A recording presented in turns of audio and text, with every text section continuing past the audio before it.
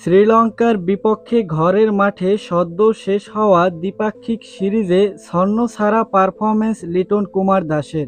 জাতীয় দলের এই তারকা ওপেনার প্রত্যাশিত মানের ব্যাটিং করতে পারেনি। ৩ ম্যাচের টি-20 সিরিজে ফেরেন 0-36 ও 7 রানে। এরপর ২ ম্যাচের ওয়ানডেতে 0-0 রানে আউট হওয়ায় তৃতীয় ম্যাচে সুযোগ পাননি।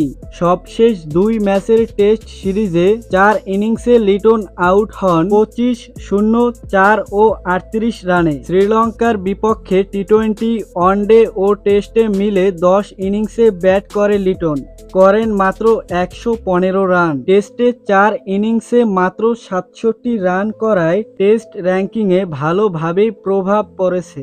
আইসিসি টেস্ট ব্যাটিং র্যাঙ্কিংয়ে লিটন ৫ ধাপ পিছিয়ে নেমে গেছেন ২৯ নম্বরে। লিটনের মতো অধিনায়ক নাজমুল হোসেন শান্তরও একই অবস্থা। তিনি ওয়ানডে সিরিজে সেঞ্চুরি করলেও টেস্ট সিরিজে ছিলেন যাচ্ছে তাই। তিনি ২ টেস্টের ৪ ইনিংসে করেন মাত্র ৩২ রান। চট্টগ্রাম টেস্টে তার ব্যাট থেকে আসে ১ আর ২০ রান। এমন বাজে পারফরম্যান্সের কারণে ৮ ধাপ পিছিয়ে শান্ত নেমেছেন ৬১তম পজিশনে। তো দর্শক, ভিডিওটি সম্পর্কে আপনার মূল্যবান মতামত কমেন্টে লিখে জানাবেন। আর ক্রিকেট রিলেটেড যে কোনো আপডেট পেতে চ্যানেলটি সাবস্ক্রাইব করে পাশের বেল বাটনটি অন করে দিবেন। ধন্যবাদ।